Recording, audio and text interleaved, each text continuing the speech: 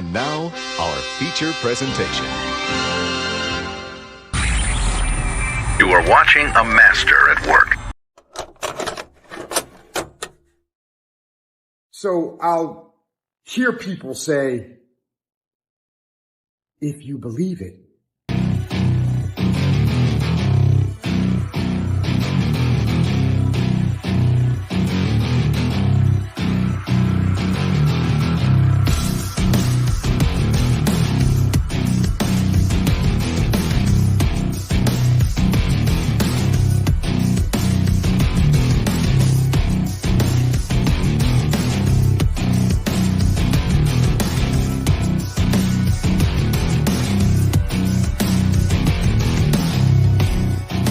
No matter what, even if you're not going to win, you got to fight. Go get some! Hey, what's good, everybody? Welcome to another episode of the Combat Club. This is the episode number 24 of the Combat Club, along with my co-host, Zenith, and a special guest, Max, because this is going to be like a special preview, not only for UFC 308 between Ilia Topuiria versus Max Holloway, but also we got a special review of the TNA Bound for Glory 2024. Because buckle up, because it's going to be like a great impact weekend for the mixed martial arts and, of course, for the wrestling. So I just wanted to tell you, thank Max for joining us for this special episode. I know the first topic is going to be something incredible at the wrestling. Anytime, So first and foremost, we got to talk about, okay. Oh, sorry about that. And right now, the first topic we're talking about, like the Bound for Glory 2024. Now, for this moment, I think this matchup between for this card, I mean, this is gonna be blowing up the mind. Yep. And we just see look at our opponents right now. So we just gotta look at an important matches by for Bound for Glory.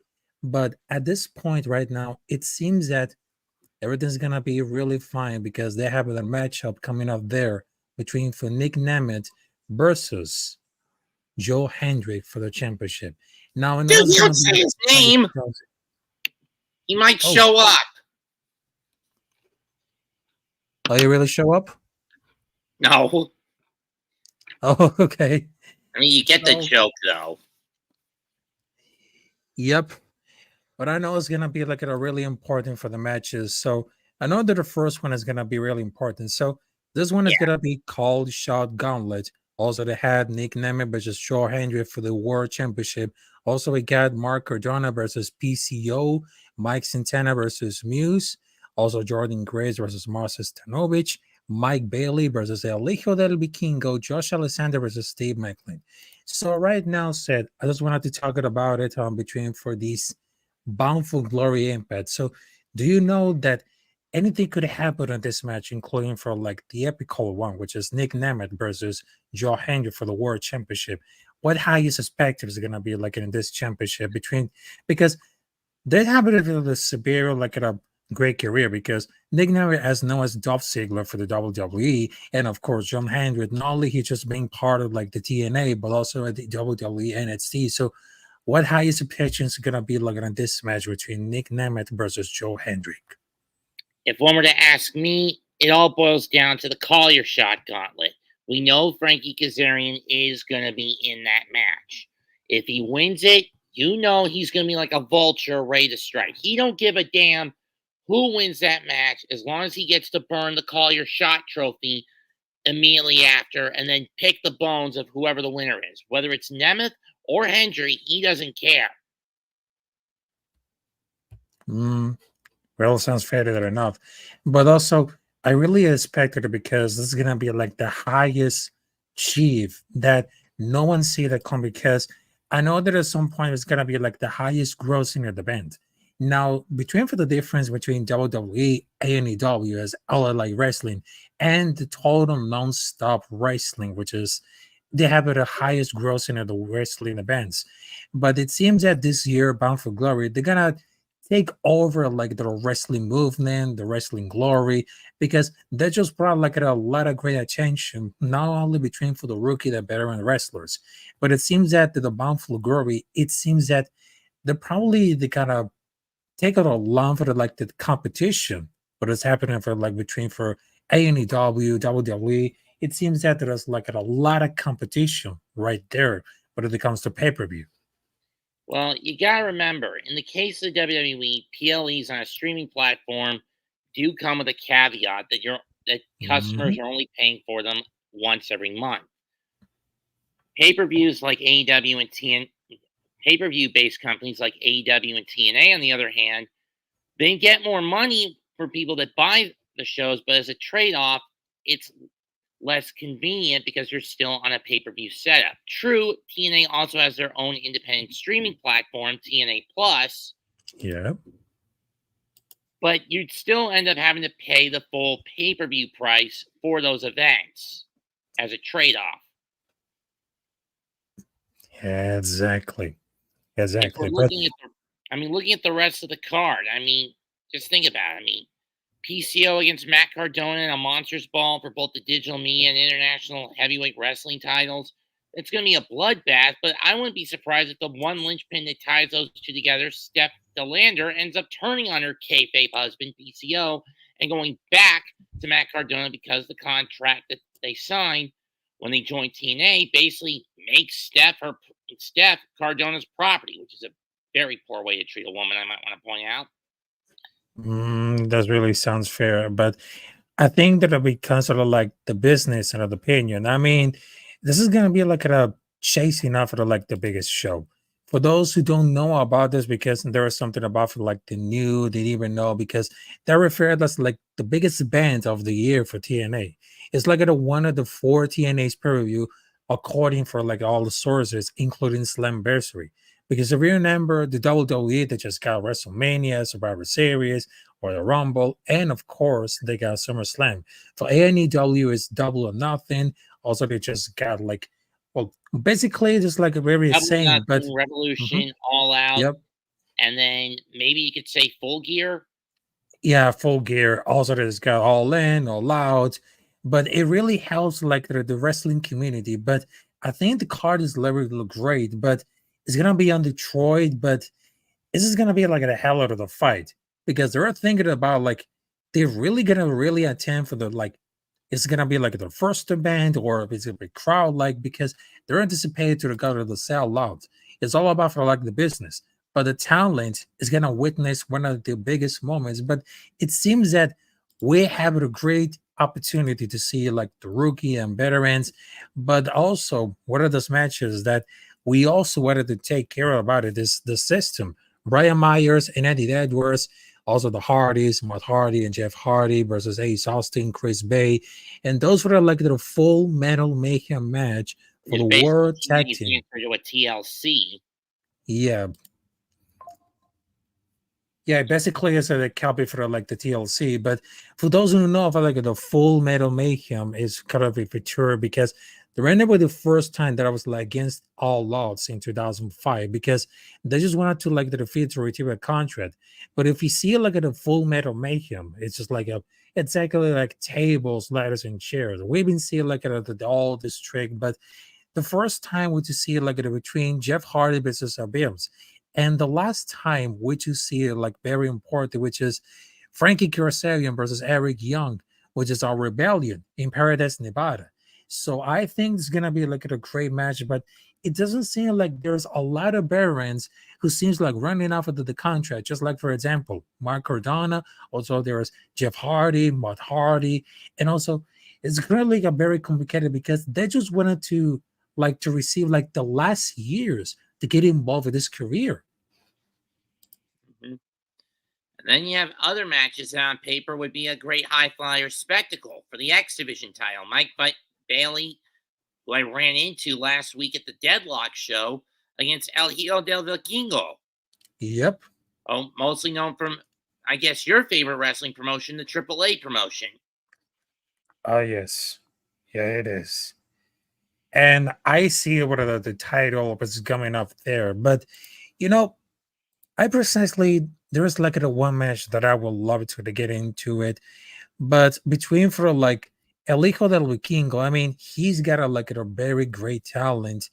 And I would love to see because call your shot gauntlet, which is very interesting and a lot of the confusion because there's like a 20 persons receive like a trophy and a contract, and they can invoke anytime which 1 year championship measure they choosing. So I thought this is gonna be like a weird idea to like the TNA because it's something like a gauntlet for the call the shots, but I know that the first time it became like in Bound for Glory, which is the winner was Edwards, and the last one, which is Jordan Grace. And he became like a number one contender for any championship of the winner's choosing. So basically, because it's like at a Royal Rumble, but it comes to like the first contender match to become like a champion versus challenger. I mean, Well, you how can have be to, happen? well, you have to remember, Raph, Mm-hmm. you don't always have to go for the world title if you win this. Go back to Oh, yeah. 2020. Rhino won it, and he opted to go for a tag title shot. That sounds fair. Well, that sounds really fair enough. But also, we just have look at another match, which is a Monster Ball match for the Digital Media Championship International Heavyweight PCO versus Mark Cardona. Now, basically, I mean, Mark Cardona, it became like the king of the death match because during Fidal's career as an indie match, I mean, he became like a phenomenal, sensational. Because if you guys remember, Zack Ryder for the WWE, and then he became for like a one-time Intercontinental Championship, also for the United States champion. I mean, for the Monsters Ball match, because we're almost there for very close to the Halloween, but it seems that the Monsters Ball match it became something very important, and I think that Mark Cardona give it like a great example in how those indie wrestlers can be involved with like chasing like a dream or a title, everything like that. True. But when you Mhm. look at it, you got to remember how this thing is set up. Both men are going to be locked in separate parts of the Mhm. basement. No food, no exposure to sunlight, no water for 24 hours. Once their match shows up in the card, they're going to be let loose. They're going to be agitated. They're going to be exhausted. They're going to want to kill. They're going to be out for blood. I mean, who knows how it's going to play out? I mean, then there's one of the other matches that intrigues me on the card, Knockouts title. Masha Slamovich against Jordan Grace. I mean, personally, if you're going to take the belt off Jordan, you got to do it at Bound for Glory. You can't drag it out any longer. The run's gone a little stagnant with Jordan. We need a new champion, and we need it now. Yep, that is true enough. But of course, I mean, Jordan Grace, I mean, she was like the champion. And I would love to see like it involve like the champion versus challenger. I mean, Jordan Grace versus Marsha Slamovich. I mean, they got like at a very good enough for like the storyline coming out there. And I just realized that something is gonna be really realistic. I mean, if you see like at a two women's wrestling, I mean, everything could happen at all because like the technique and it seems like at a championship knockout. But if you see like at a there's nothing about like a rock of the wall they're not very crossing it all right now, but it seems that all that happens in that match, all that happens to the storyline before for the Bound of Glory, it became something like a somewhat like the chaos, something like that. But it's getting like at the very mad because that was like at the very peak at all. Because I the mean, world champ, yeah, because the world champ, the top challenger, like the second segment to set it up because then the best heel in the company is very struggling to get him bitten off. So I know that Marshall will be back. There's evil ways because Jorlene this stole the peel, this stole the peel in the opening match, and given like it a everything's given it them for like scrambling to like it a once like it a building and the people were supposed to like everything not to being there, but wasn't like the best show, but by only by wide margin. and then you have the women's tag title match, Spitfire against Rosemary and NXT's Wendy Chu. I'm not gonna lie, the duo of Rosemary and Chu just creep me out. Mm-hmm. I mean, especially if you were at last night's NXT watch party, which you missed again. Oh Right? yeah, yeah, yeah. Chu stuffed Tam Paxley into an equipment trunk. Mm, I mean, that sounds fair. That really sounds fair enough. But basically, I mean, they're planning to do like it is something about for like those wrestlers. I mean, it will be like it definitely feel the need like to get the iron out of the car with all the segments. I mean, I'm very interested in what they do and about for like the division title if they put it on the line for the next week. I mean, between for like this card, I mean, they're looking for like a very good card, but they're really looking forward to all of these matches they're in also so far. But seems like it is some persons is slightly over dramatic if they draw the lane based march again. But of course, like the tag team, I mean, on the other hand, because they give like the same thing, just like in an up show, not getting very mad, but it seems that all with the trees about that it's kind of like very announced for this one, but boy, what can I tell her about it? If they all for like seems like the only not bearing crossing it out, I mean, very Before knowledge about this one. we Mhm. continue, there is a bit of an elephant from tonight's Dynamite taping I need to address. Oh yes. Whose Yeah. fucking idea was it to put the Ring of Honor World title back on Jericho? Yep.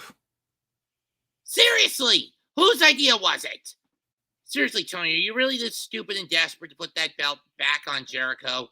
Nobody wanted that belt on him the first time, and nobody wants it on him now. If Briscoe gets his rematch at Final Battle in a cage and then gets the belt back, then so fucking be it. Hell, do it in a fight without honor. I don't care at this point.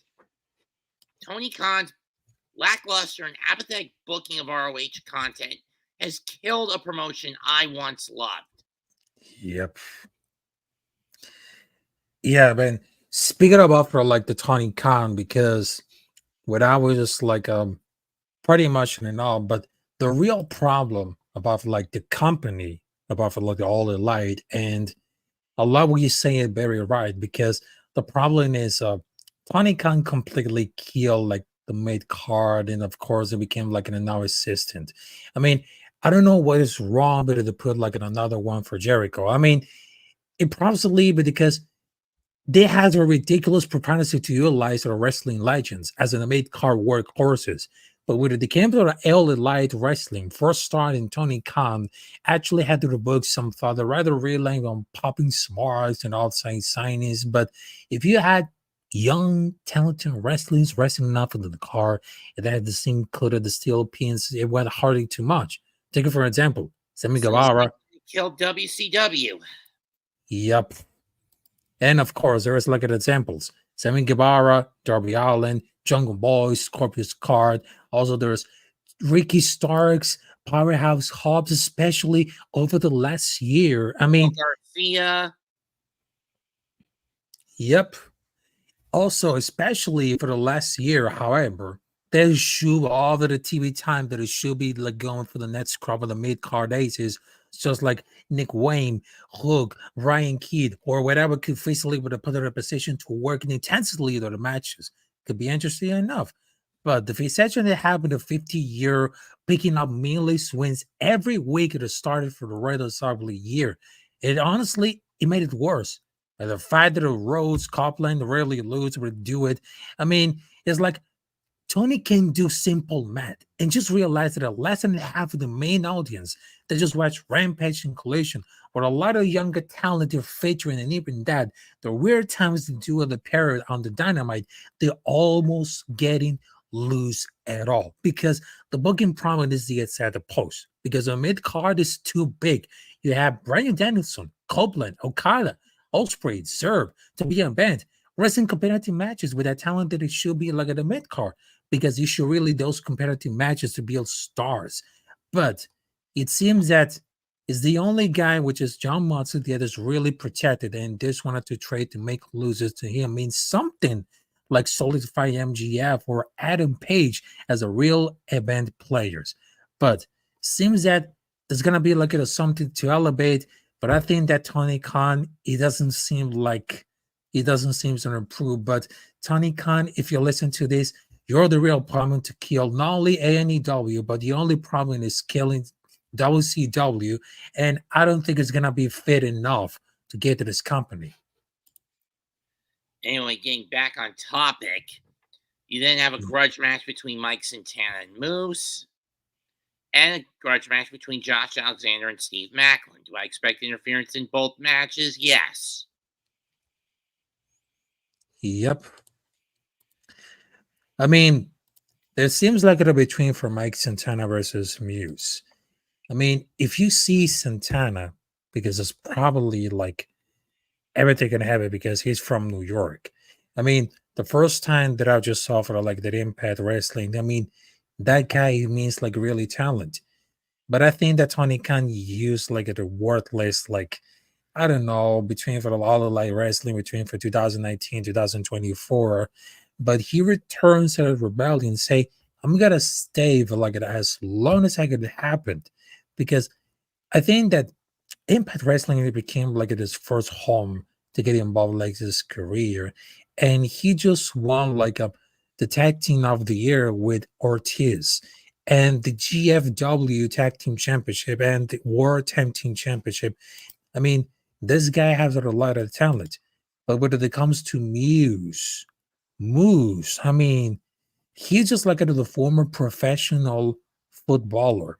I mean, he became like a core for the system. He plays at the defensive lineman, but you know, not only professional wrestlers have a lot of great curriculum as a professional football players, because we know that exactly what is gonna happen to the point. And it seems that this battle could be like at a mid card or something like a lackluster, but don't be very surprised between for Mike Santana and Moose could be like a game changer. Mm-hmm. And as far as I'm concerned, Ern, I still have one other question with Nemeth against Hendry. Aside from what we know Kazarian will pull, we got another outside issue we got to deal with. That being the former JBL, now simply known as John Layfield. Whose side is he on? Nemeth's or Hendry's? Yep, exactly. But thinking about it like the talent of Joe Hendry, because I know that his catchy song became like the most charted, but I think he needs to like get involved like into something about for his career. I mean, it's not that very annoying, but I know that the song is very catchy at all. But the talent you reflect like this so far, but it seems that probably most charismatic, interesting guy for these promos those days. But his ring work isn't not that very spectacular, but worry about like losing out there. I mean, that should be like a worry about like this career. And I know he's got a lot of charisma going up there, but it seems that he needs to get work on the ring side because we know that Nick Nemeth, as known as Dolph Ziggler, has a lot of great experience when it comes to like the ring, to the mic, even though he has a lot of great rivalries. But they say because it's always had to do the same about it because he's like a solid entertainer and he's always kind of got not getting like the work rate style of the wrestling more. But if they know it has been like a while since we have an actual personality of wrestling, but it seems that a very more acceptable, but it seems that he needs to get to work a lot more for the ring style and of course his movements because you gotta be careful about for like Nick Nemeth. I mean, he's known for like the being a veteran, and he knows how to go for this one because if you remember for like Raw 2022, which is like 12. I mean, if you remember like the comeback between for like after WrestleMania, he just beat it off Alberto Del Rio. And he became like one of the most successful wrestlers. And Joe Hendrick need to be like really careful around for like the career of the rookie and of course for the veteran.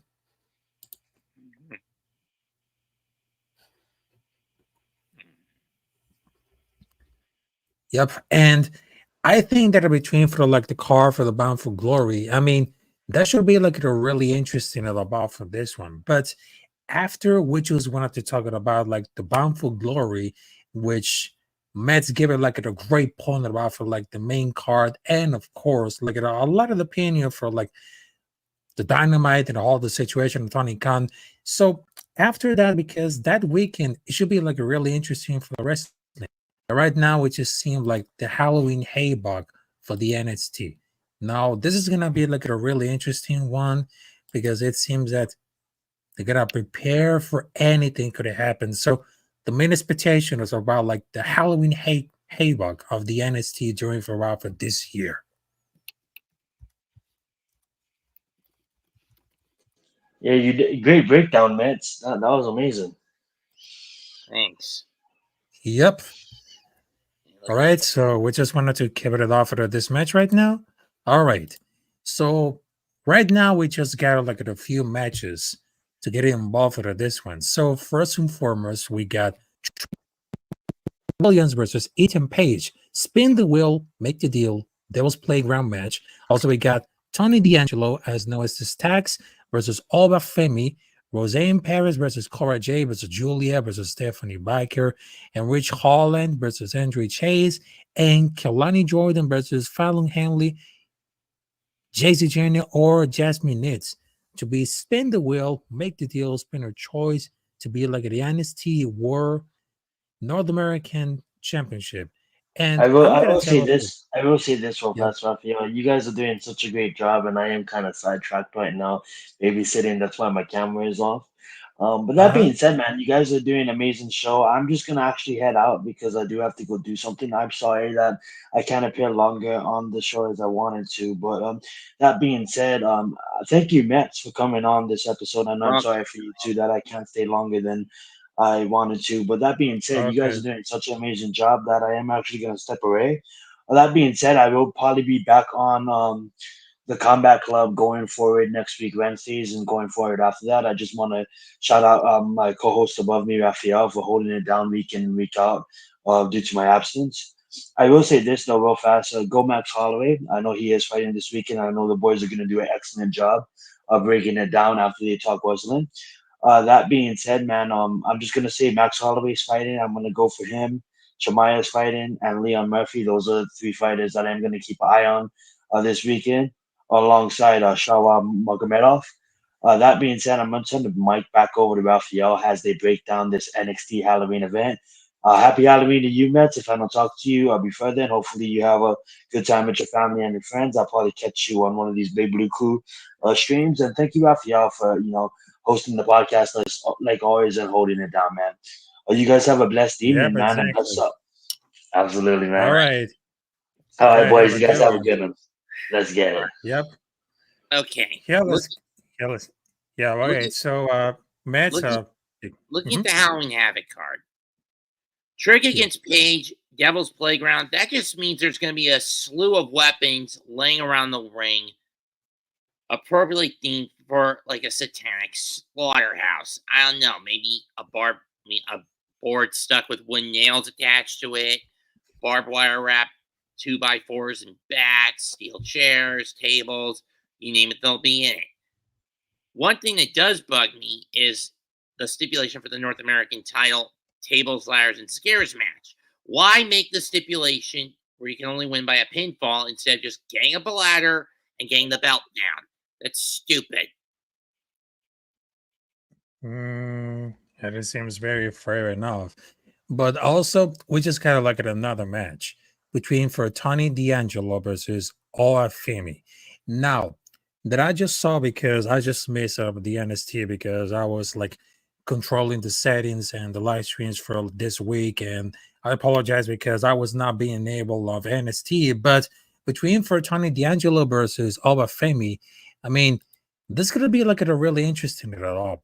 Because after that I just saw, because remember that I just really told that, well, between for along with Channing Stack Lorenzo as a tag team championship, now he has the opportunity to go out there and get into the gold.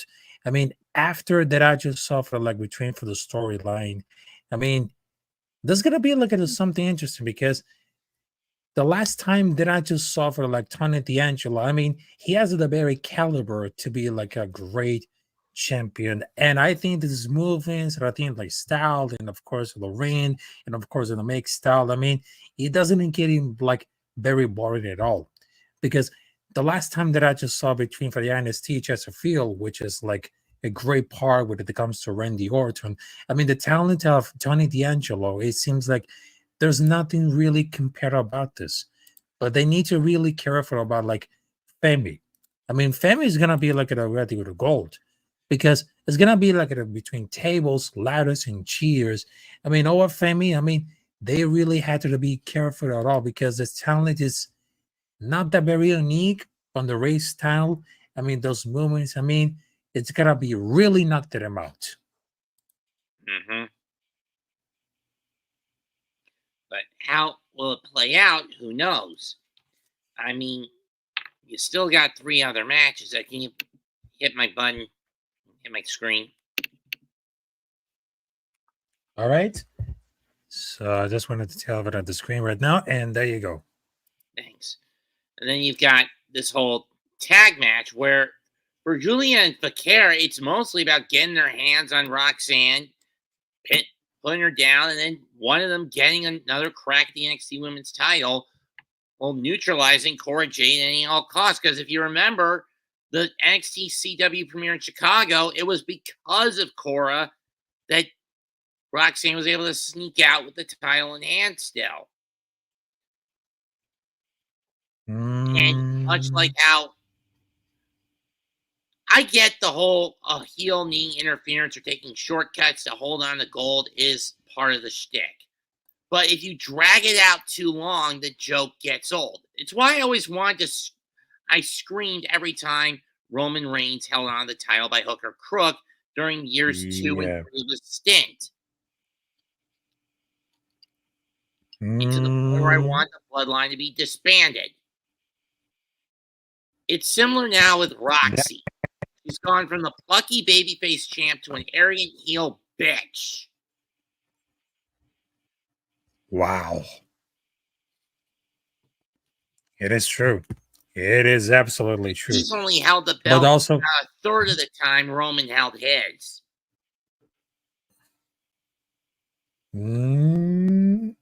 Or at the very I mean, least, there is no doubt about it. Yep. I mean, there is no doubt about it. Also, we just kind of like a Rich Holland versus Andre Chase. I know that it's gonna be like really important because it's gonna be like an ambulance match. Now, when it comes to like an ambulance match, I remember about like all these things along with Kane, but it seems that Rich Holland versus Andre Chase, this is gonna be like a Chase feeling like Holland stabbed.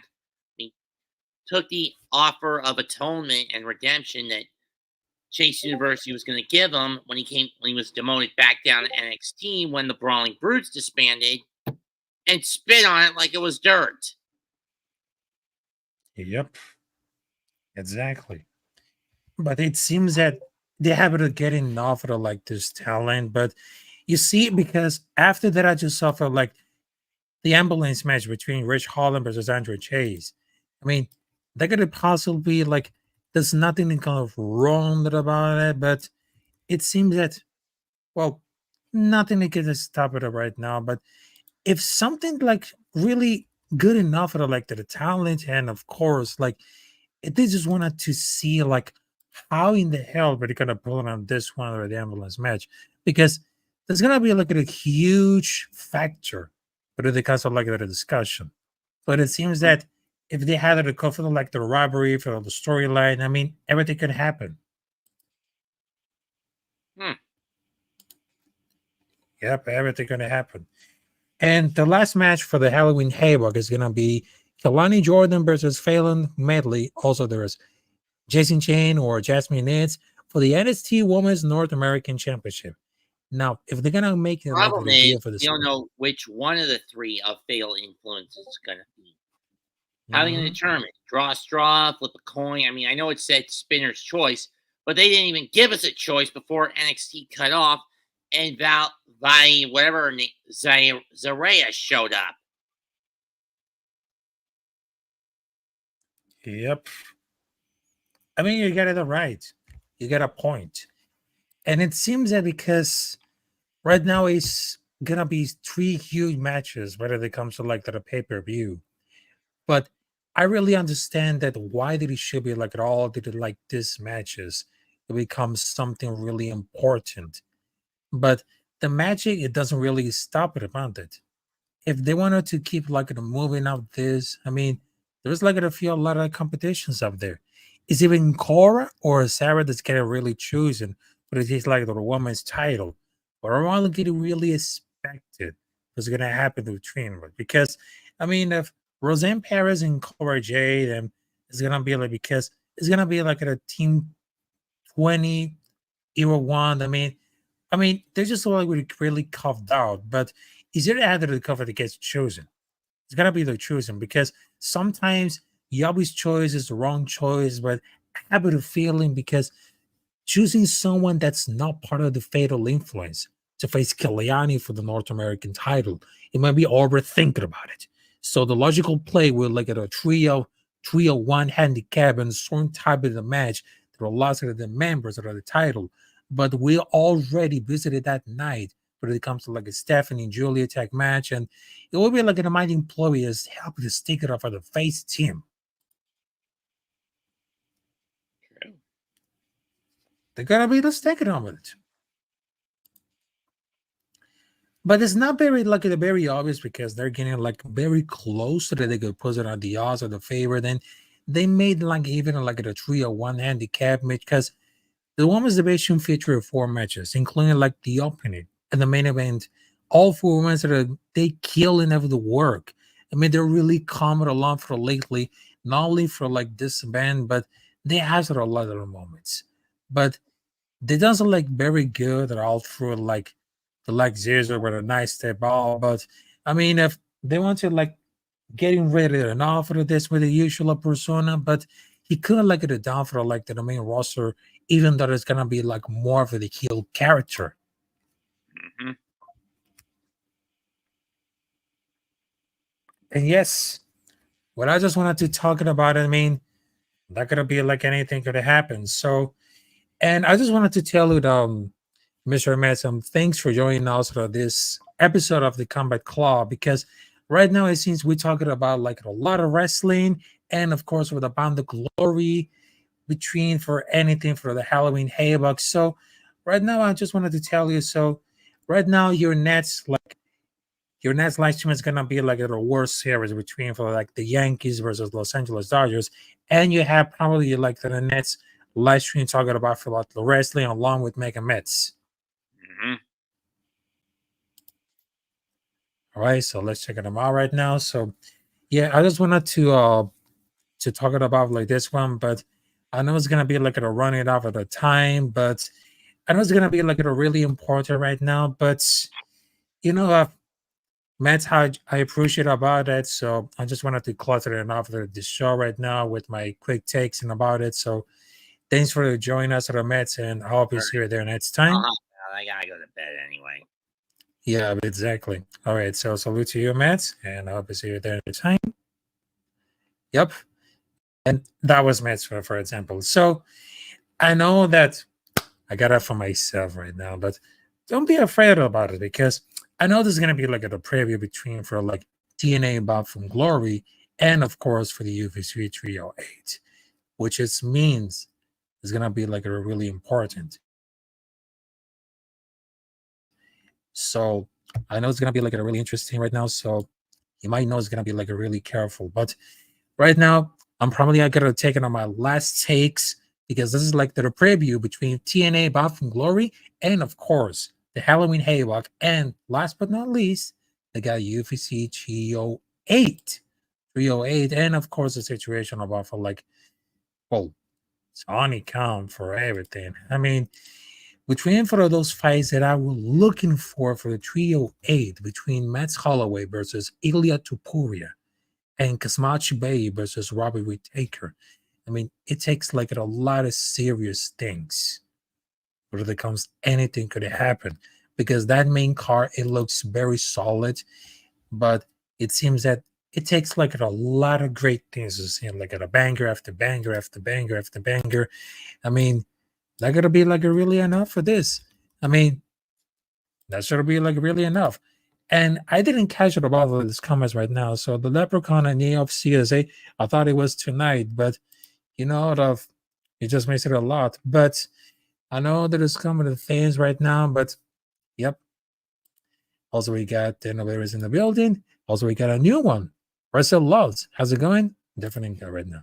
So I gotta tell it for the quick takes between the UFC Trio 8, which is gonna be like an absolutely banger at all. So I'm gonna tell like the co-main event and the main event. So probably I'm gonna talk like it for like a lot of minutes gonna be enough there like that. But you know, between for Max Holloway versus Ilia Topuiria, I mean, this one is gonna blow up their mind. Blow up their mind. I mean, and I believe it real seriously. I mean, those guys they give like a lot of great things, whether it comes to like Hawaiian Warrior versus the Spanish Warrior. I mean, there is like a great chance at it all. But you gotta check this out. Ilia Topuiria has received like a lot of hype Twitter on knocking out Bulk. But I think that a lot of those persons wasn't that surprised for that finish. I mean, Alexander Volkanovski has a burly finish at a less of 4 mounts and probably like a wilding one side that'll be down. He should be like have wrestler fire very longer than we know would like to stay active. But before the knockdown, Ball was finding success with a jab. I mean, the Sterling was doing like everyone knows. Now, to the flip side, we all know that Master has credentials. Every opponent has faced over the last 5 years. It has been top 5 or top 10. He's most impressive when he came like 6 months ago with his manager, Justin Gage. I mean, the top 3 light would have got the title shot, but people that use it, he hasn't fought anymore. Like argument against Topuria before the Yamet. But considerably, as long as very far, very enough of this, I mean, that could be happening. Anything could happen. I mean, they just gotta use it at all. They just wanted to use it at all. But it seems there's no issue about like the grappling and striking, everything. I mean, between for all these great 2 fighters, Ilia Topuiria versus Max Holloway. I mean, there has to be a potential to be the fight of the year. All you anticipate that a matchup between for Ilia Topuiria versus Max Holloway is gonna be finally here, and it's had that all the signs to be like classic title fight. Topuiria is 15-0 for the UFC. Call me crazy, but after a knockout fan favorite Bulk, that cocky trash talking featherweight champion is now the top heel of the promotion. You know, you have to be careful about that. You know, to be careful because he also defeated the featherweight champion and now is going to be top heel of the promotion because he defeated light fighters like Josh Emmett and Alexander Volkanovski. He has defeated light both powerful hands, and it makes him like one of the hardest hitters on the division. Max Holloway does not hit as hard because I always like it as power that makes up for the baldy man. He's one of those wrestlers, if you see it in terms of striking, put on the show with him that like just in case you're not beating like it is live and to still show a UFC trio. The most impressive thing now, Holloway is not the volume, the striking, the relentless pressure. His ability which has never been knocked out in his career despite going through many wars. It's taken someone to Gage to get it knocked down. It's going to be very close enough, or I guarantee Ilia Topuiria is going to be for the knockdown. And we got the co-main event because I'm going to talk about like the co-main event and the main event, but this is like the hardest fight to predict. Because on one hand, I believe that Chasma Chibe has the championship talent, and what if the body has not failed him? Will be like a title fight against TDP with a decent chance of the captain the fight. I mean, this was supposed to be happening in Saudi Arabia in June, but Chimae has to pull off it after a serious health scare that he posted like look like not very confident. I mean, Robert Whittaker is walking the better end in the middleweight division, who won the interim championship before losing to Adesanya. He's a very good technical striker with a good takedown defense for the last 10 years, and has only lost to Easy with TDP for the top dogs of the division. Because it's very difficult to predict something. Yeah, to predict very something. To pull in like to believe it very not enough. As a Whittaker, it's very tricky with the first 2 rounds. I bet it's going to be confident with gain like the confidence over the front of the fight that it goes against Shimei. I'll be very, very confident he gained like the confidence as fight goes through all the labor that you made, but it's not even the energy to execute or lie to the pre-strategy for the 5 rounds. I mean, Kazmat is a monster of the first round, believe me. But if Whittaker can weather the early storm, defend the takedowns, and it just like survives 2 rounds without getting finished, he can outlast a knockout against El Chimeo in the later rounds. Could happen. Couldn't happen at all. I mean, I'm not getting crazy right now. I'm not getting crazy, but it is what it is. It is what it is. So, and I very apologize for like the technical issues when it comes to like the last live stream, but I think we have a great job to do like a preview between UFC 308, TNA Bound from Glory, and one spectacular like which is Halloween Havoc. Yep. Because we're just talking about like martial arts, boxing, and of course wrestling. And I just wanted to give like a shout out to my co-host Zion, and of course a special guest, Mets from the Mega Mets podcast. As no as to Mr. Snarm, but we love him. We love him as a brother, and yep, we got a lot of great respect for him. And he belongs like he's one of the greatest one. He was one of the greatest one with a great sense of humor. Yep. And a great knowledge of wrestling. So I'm very excited about it. So I just wanted to tell you, thanks for joining us at the Combat Club episode number 24. Hit the like button, don't be a ninja, and subscribe. Hit the button, subscribe. It costs you free. It didn't cost you $1. It didn't cost you $5. It costs you free. Because this is a podcast with 100% attitude.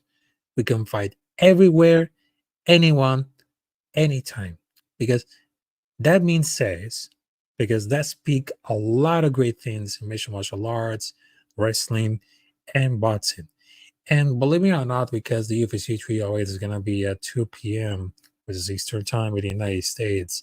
But I have a great feeling that probably this weekend, I got a great surprise coming up there. Big things coming up there, but I will not showing at anything tomorrow. So thank you guys for joining us for this episode of the Combat Club, episode number 24. And of course, I will see you there at the next time in the next episode of the Combat Club. Salute to you. And we're out of here. And don't forget to subscribe to the Big Blue Crew Sports Network. Zenith, my co-host, and Capitán Rafucho. So thank you very much. And I will see you there next time at the next episode. Let's go.